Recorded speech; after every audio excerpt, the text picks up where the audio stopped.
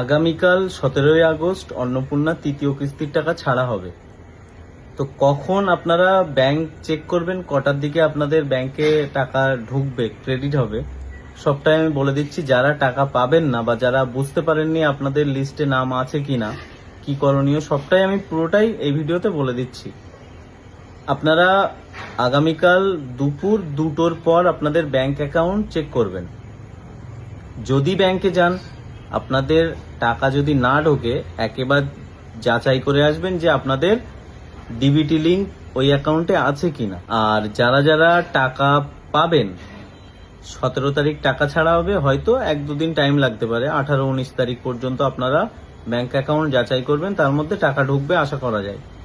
যারা জুলাইয়ের 10 তারিখ পর্যন্ত ভেরিফাই করেছে, জুলাই 10 তারিখের মধ্যে যারা আবেদন করেছে তাদের ভেরিফাই হয়ে টাকা ঢুকছে।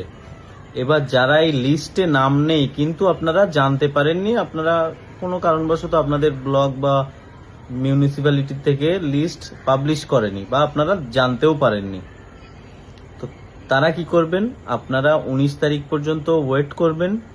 যদি আপনাদের ব্যাংক অ্যাকাউন্টে টাকা না ঢোকে, তাহলে 19 তারিখেই আপনারা ব্লকে বা মিউনিসিপ্যালিটিতে একটা অ্যাপ্লিকেশন করবেন, যেটা আমি গতকালকের ভিডিওতে বলে দিয়েছিলাম। একটা অ্যাপ্লিকেশন করবেন, তার সাথে আপনার আইডি আর আপনার আধার কার্ড, আপনার ভোটার স্লিপ, এগুলো আপনার ব্লক বা মিউনিসিপ্যালিটিতে জমা করবেন।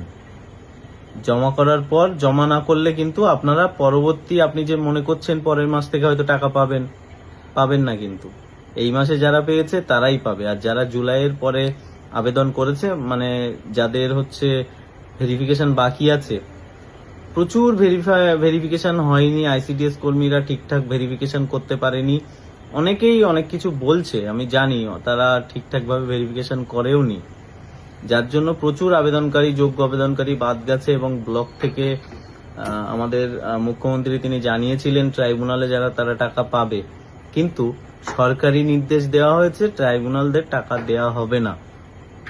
এটা একটা খুবই খারাপ সিদ্ধান্ত। সিএম বলার পরও কেন এরকম হচ্ছে?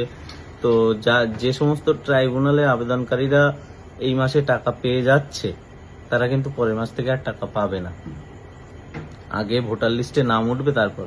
তো আমার এখানে প্রশ্ন, ভোটার লিস্টে নাম তুলতে গেলে কি নিজেরা ইচ্ছে মতো তোলা যায়? সেটাও তো গভর্নমেন্টেরই একটা সিস্টেম। তো আপনারা দ্রুত তাদের হিয়ারিং করুন, হিয়ারিং করিয়ে নাম তুলে তাদের অন্নপূর্ণার টাকা তাদের ব্যাংক অ্যাকাউন্টে